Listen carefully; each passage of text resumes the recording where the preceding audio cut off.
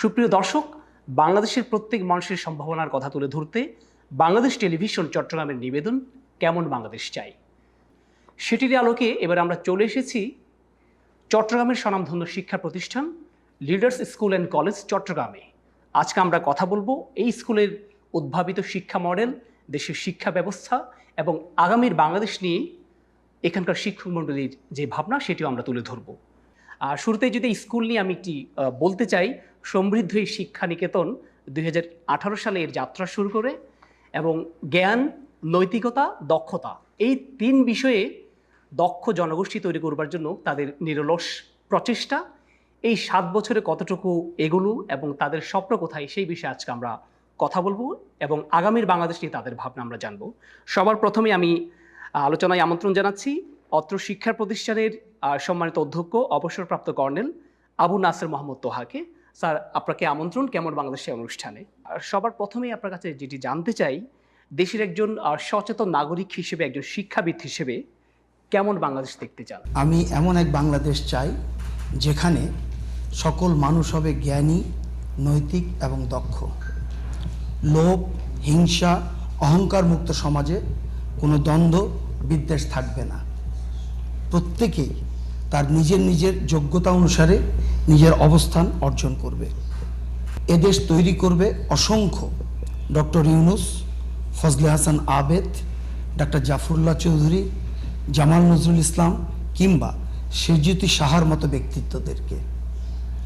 আমাদের এদেশ হবে শান্তিময়, সমৃদ্ধশালী এবং বিশ্বে সম্মানিত। বাহ, খুবই যৌক্তিক চাওয়া। এবারে যদি আমি আপনার leaders school and college Chittagong নিয়ে কথা বলতে চাই, এই স্কুল নিয়ে আপনার নিশ্চয় অনেক স্বপ্ন থেকেই আপনি শুরু করেছিলেন। এই স্বপ্ন পূরণের আশাটা আপনি কিভাবে করেন, কিভাবে আপনার স্বপ্ন পূরণ হবে? নেলসন ম্যান্ডেলা বলেছেন যে education is the most powerful weapon by which you can change the world. আমি মনে করি যদি আমাদের একটা বাংলাদেশের উপযোগী, পরিপূর্ণ বা সামগ্রিক শিক্ষা ব্যবস্থা থাকে, তার মাধ্যমে আমাদের স্বপ্নের বাংলাদেশ বিনির্মাণ করা সম্ভব। আমরা আমাদের প্রতিষ্ঠান লিডার্স স্কুল অ্যান্ড কলেজ চট্টগ্রামে আমাদের নিজস্ব লিডার্স শিক্ষা মডেল 2018 মাধ্যমে আমরা চেষ্টা করছি এই স্বপ্নের বাংলাদেশের আদর্শ নাগরিক গড়ে তোলার। আচ্ছা, দারুণ বলেছেন। আপনাদের আমরা যেটা শুনলাম লিডার্স শিক্ষা মডেল 2018 আছে, এই মডেলটি সম্পর্কে যদি কিছু বলতেন। আমাদের লিডার্স শিক্ষা মডেল 2018 লক্ষ্য হলো ভালো মানুষ গড়ে তোলা। আমরা এই লক্ষ্য অর্জনের জন্য জ্ঞান, নৈতিকতা এবং দক্ষতা এই 3টি জিনিস সুপরিকল্পিতভাবে অর্জনের মাধ্যমে এই লক্ষ্যটা অর্জনের চেষ্টা করছি। যে 3টি বিষয় বলছেন, তার প্রথমেই জ্ঞান। এই জ্ঞান অর্জনে আপনাদের পরিকল্পনাটা কি? আপনি যদি খেয়াল করেন, বাংলাদেশে আসলে কোথাও কোনো শিক্ষার্থী নাই, সবাই পরীক্ষার্থী। আমরা এই সমস্যাটা দূর করার জন্য আমাদের একটা লিডার্স পাঠ পদ্ধতি আছে, যেটাতে আমরা বলি যে একজন শিক্ষার্থী প্রতিটি শব্দের অর্থ বুঝবে, প্রতিটি লাইন উচ্চ স্বরে সঠিক উচ্চারণে পাঠ করবে এবং প্রয়োজনে লিখে অনুশীলন করবে। এই পাঠ পদ্ধতিটা নিশ্চিত করার জন্য আমরা প্রত্যেক শিক্ষার্থীকে প্রতিটা বিষয়ে প্রতিটা অধ্যায় শেষ করার পরে 4টা কাজ করাই। প্রথম হচ্ছে হোমওয়ার্ক। এই হোমওয়ার্কের মাধ্যমে আমরা নিশ্চিত করি যে সে মিনিমাম 2 থেকে 3 বার এটা পাঠ করতে বাধ্য হচ্ছে।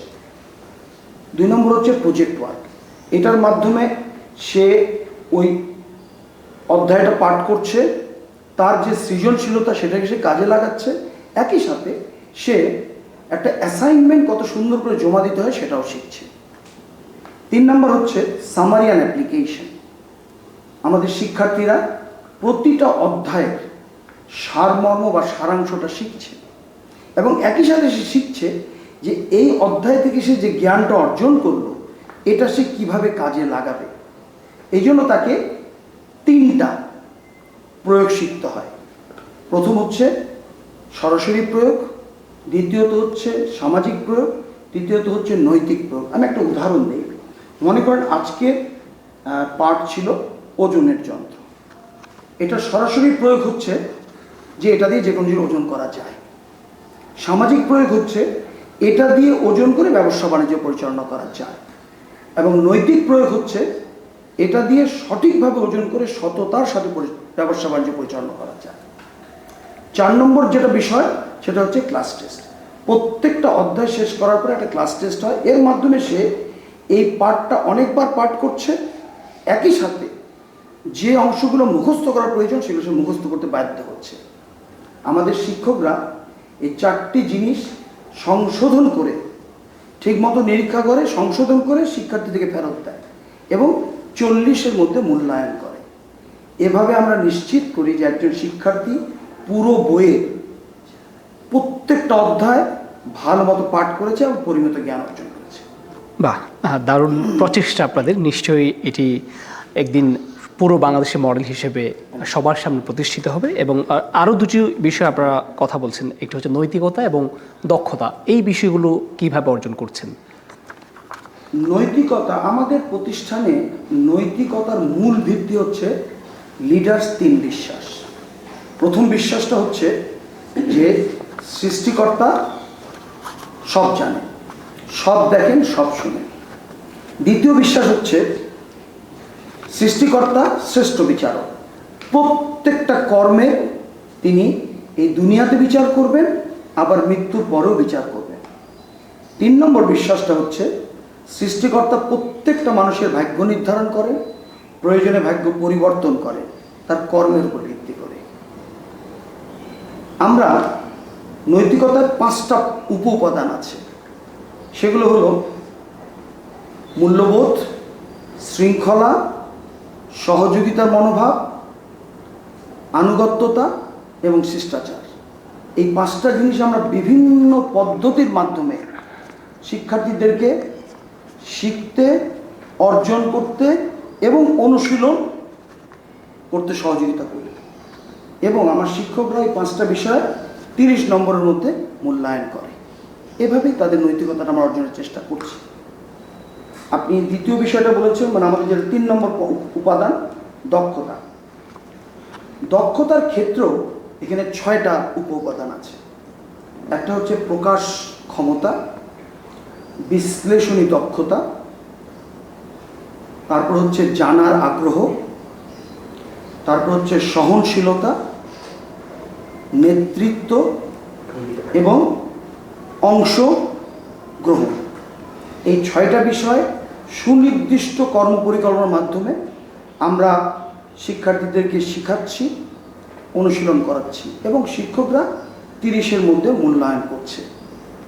বছর শেষে ওই জ্ঞানের 40, নৈতিকতা 30 এবং দক্ষতা 30, এই মোট 100 নম্বরের মধ্যে মূল্যায়ন করে আমরা ওদেরকে চূড়ান্ত ফলাফলটা দিচ্ছি। এবং এর মাধ্যমে আমরা আমাদের এই লিডারশিপ আমরা 18 অনুসরণ করে স্বপ্নের বাংলাদেশ গড়ে তোলার জন্য আদর্শ নাগরিক গড়ে তোলার চেষ্টা করছি। আপনাকে অসংখ্য ধন্যবাদ। কথা বলছিলাম লিডার্স স্কুল অ্যান্ড কলেজের সম্মানিত অধ্যক্ষ, অবসরপ্রাপ্ত কর্নেল আবু নাসের মোহাম্মদ তোহা।